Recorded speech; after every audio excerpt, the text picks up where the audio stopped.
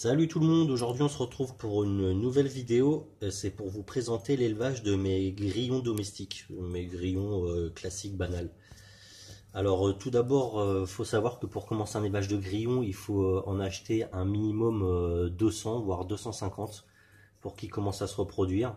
Alors moi je les fais reproduire tout simplement dans un bac en plastique. Comme vous pouvez le voir, il fait une quarantaine de centimètres sur 30 sur 40 environ. Donc voilà comment ça se présente, hein. Donc, comme vous pouvez le voir, leur cachette c'est principalement des boîtes d'œufs avec laquelle ils se planquent. Point de vue nourriture, j'utilise des fruits, des légumes, tout divers et variés, hein, des pommes, des poires, des carottes, tout ça. Par contre, j'en mets pas trop en grosse quantité parce que je préfère leur donner plus souvent, voire tous les jours, et éviter que ça moisisse. Vous voyez là, j'en ai mis hier et ça commence déjà, la salade commence déjà un petit peu à sécher. Après, point de vue alimentation, alors vous voyez là, j'ai mis un petit bac, un petit pot de yaourt. C'est rempli d'une poudre, une espèce de poudre que je fabrique moi-même. Voilà, là, c'est cette poudre là. Alors en fait, elle est constituée de compléments alimentaires pour reptiles, donc tout ce qui est vitamines, tout ça, du son d'avoine et des croquettes pour chat que j'ai mixé. J'ai tout mixé pour que ça soit vraiment une poudre avec des mini morceaux. Et ils en raffolent comme ça, ils ont un complément alimentaire. Alors même si quand je le donne à mes reptiles, les criquets, les grillons, je les donne à mes reptiles, je saupoudre de temps en temps, une ou deux fois par semaine. Au moins, ce qu'ils ingèrent eux, déjà dans leur nourriture, il y a déjà de la vitamine et des compléments alimentaires.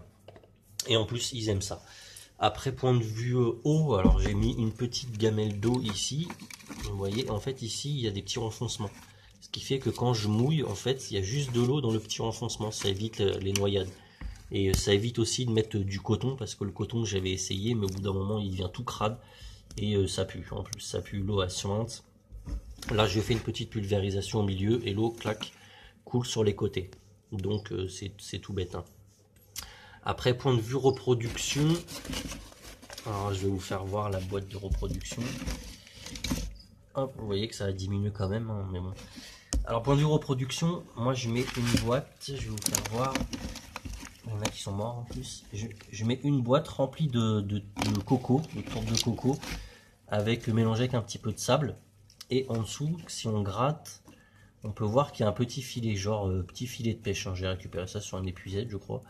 Une vieille épuisette, donc voilà, c'est un filet de pêche. Comme ça, les femelles pondent, traversent le filet et pondent en dessous le filet, ce qui évite au mâle tout simplement de venir manger les bébés, les œufs, quoi. Parce que pour eux, dès qu'ils mangent, il n'y a plus d'œufs, en fait, ils peuvent reféconder la femelle. Donc c'est pour ça qu'ils ont tendance à bouffer les petits. Et j'avais vu sur certaines vidéos que certains disaient de laisser les bébés dans la boîte des adultes. Moi, j'ai essayé une fois. Alors c'est vrai que ça a marché, mais une fois, j'ai refait mon cheptel. Donc je sais pas si c'était la même espèce de grillon. En tout cas, j'avais eu plein de naissances. Il y a quelques petits bébés là. J'avais plein de naissances et 2 jours après, il n'y avait plus rien. Tous les adultes, ils les ont bouffés. Donc du coup, maintenant, ce que je fais, j'alterne avec 2 boîtes comme ça. Quand je vois qu'il commence à y avoir des bébés, hop, je les transvite tout simplement dans une autre boîte. Donc ça évite que les bébés ils se fassent bouffer. Et la boîte pour les bébés, hop là. Elle est ici. Donc, je vais vous faire voir.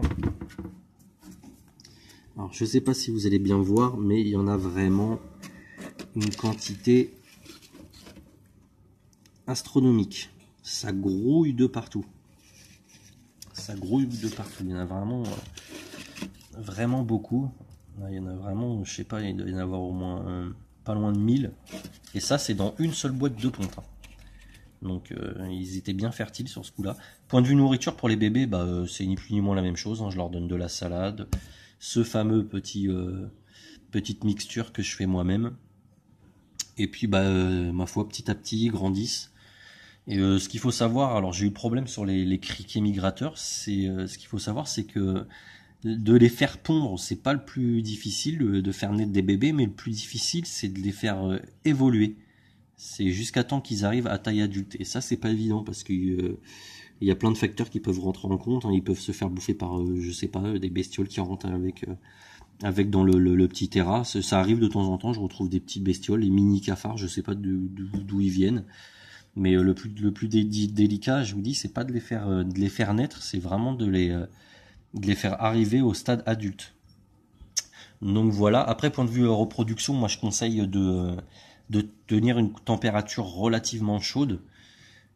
C'est beaucoup mieux. Hein. Plus il fait chaud, bon pas 40 degrés non plus, mais plus il fait chaud, moi je dis vers les 25-30 degrés, mieux c'est. Hein. Donc vous voyez, il y a vraiment un gros paquet. Regardez tout ce qui tombe là. Donc si j'arrive à les faire aller jusqu'au stade adulte, franchement, je serais vraiment tranquille, quoi. J'aurais de quoi faire.